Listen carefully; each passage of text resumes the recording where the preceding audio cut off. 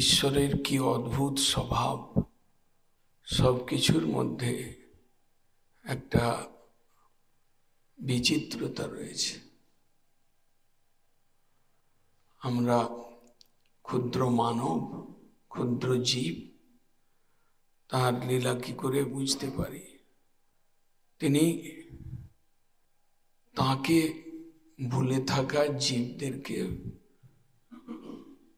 ঘোরাচ্ছেন, এই 84 লক্ষ জনির মধ্যে ভ্রমণ করাচ্ছেন। মায়ার দ্বারে তিনি কর্ম বিপাকের মধ্যে ফেলে তাকে কিভাবে আনন্দ দিচ্ছেন, জড়া আনন্দ, আনন্দের মধ্যে ডুবিয়ে রেখেছেন। ভগবত বিস্মিত জীব মায়ার দ্বারা আকৃষ্ট হয়ে কিভাবে জড়া আনন্দে ডুবে থাকতে পারেন, ভগবানের একটা খেলা চলছে। সেই ভূমিকায় ভগবান তাকে আনন্দে ডুবিয়ে রেখেছেন। আবার ভাগ্যক্রমে যারা তাতে উন্মুখ হয়েছেন, ভাগ্যক্রমে যারা তার ভজন শুরু করেছেন, ভাগ্যক্রমে যারা তার সেবায় রুচি লাভ করেছেন, তাকেও এক প্রকার চিন্ময় আনন্দ দিয়ে ডুবিয়ে রাখে। সে আনন্দটা আবার কিরকম? কখনো তিনি সেবার অলসতায় যখন সাধক ডুবে থাকে, তখন তাকে তার চেতনার বৃত্তিকে আবৃত করে রেখে তাকে বঞ্চিত করেন। আবার যখন তার হৃদয় থেকে প্রবল ইচ্ছা হয় ভজন করবার, এগিয়ে যাওয়ার, সংসার থেকে বেরিয়ে যাওয়ার, তখন তাকে সেবার সুযোগ দেন। সেবার যখন সুযোগ দেন, সেবায় যখন অনুকূলতা পায়, তখন প্রকৃত সেবক, রুচিযুক্ত সেবক তাকে এক বিরাট আনন্দের মধ্যে, সেবানন্দেতে তাকে ডুবিয়ে দেন। যেদিন সেবা করা যায়, সাধক সেদিন এক অদ্ভুত আনন্দের মধ্যে এক অদ্ভুত আনন্দ অনুভব করে মর্মে মর্মে তিনি ভগবানের প্রতি তার যে ভগবানের কৃতজ্ঞতা অনুভব করে ভগবানকে নিত্য প্রতিক্ষণ তিনি প্রণাম করতে থাকেন।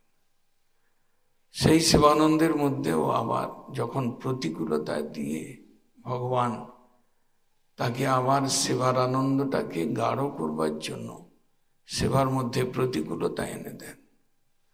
প্রতিকূলতার মধ্যে যখন সেবা রস আস্বাদন করে, তখন সেই আস্বাদনটা অনেকটা গাঢ় হয়ে যায়। আবার ভগবান এমন চতুর, এমন তার অদ্ভুত স্বভাব, তিনি আবার ঘোর বিপত্তি তার জীবনে এনে সেই গাঢ়টাকে আরো গাঢ়তম করে দেয়। সেই আনন্দের গাঢ়তা আনবার জন্য, শ্রেষ্ঠ সেবানন্দ দেওয়ার জন্য চরম বিপত্তি, চরম বাধা এনে তার সামনে খাড়া করে দিয়ে তাকে পরীক্ষা নিয়ে তাকে আরো অধিক কৃপা করবার জন্য তার সামনে বিপদের ঝুড়ি এনে তার সামনে রেখে দেন। এই যে ভগবানের অদ্ভুত স্বভাব, তার স্বভাবের আশ্চর্যতা বা স্বভাবের বিউটি, সুন্দরতাও বটে। তিনি যাকে কৃপা করতে চান তাকে তিনি ক্রমে পদে পদে সাহায্য করে তাকে শ্রেষ্ঠ স্থানে নিয়ে যান। আবার যাকে বঞ্চনা করতে চান, তখন সেই মায়ার প্রবল আনন্দ দিয়ে বঞ্চনা করেন।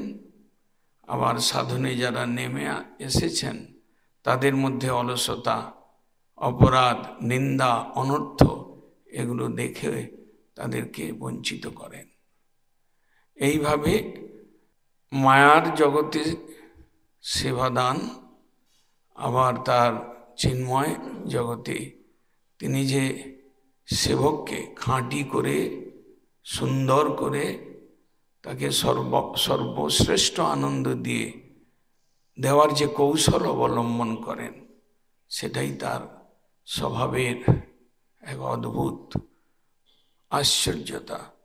তার অদ্ভুত এই স্বভাব, তিনি যখন কৃপা করেন, তিনি যখন কেউ যদি দেখেন যে তিনি যখন দেখেন কেউ তার কৃপার যোগ্য হচ্ছে, তখন তাকে ক্রমে তাকে নানা প্রকারে সেবার আনন্দ এবং নানা প্রকার দুঃখ বিপত্তি এনে দিয়ে তাকে ক্রমে তাকে এগিয়ে নিয়ে যান। এই যে তার স্বভাব, সেই স্বভাবের জন্য তিনি মহান। একদিকে জীবকে, মায়াবদ্ধ জীবকে চরম শাস্তি দিয়ে, ক্লেশ দিয়ে কৃপার নিদর্শন প্রস্তুত করেন, আবার অপরদিকে একজন উন্মুখ সাধককে সেবার আনন্দ দিয়ে, সুযোগ দিয়ে, অনুকূলতা দিয়ে, তারপরে প্রতিকূলতা দিয়ে, তারপরে বিপদের ঝুড়ি সাজিয়ে তার মাথায় চাপিয়ে দিয়ে কিভাবে তাকে নিজের কোলে টেনে নেন, এটাই তার স্বভাবের আশ্চর্যতা। বাঞ্ছা করুন।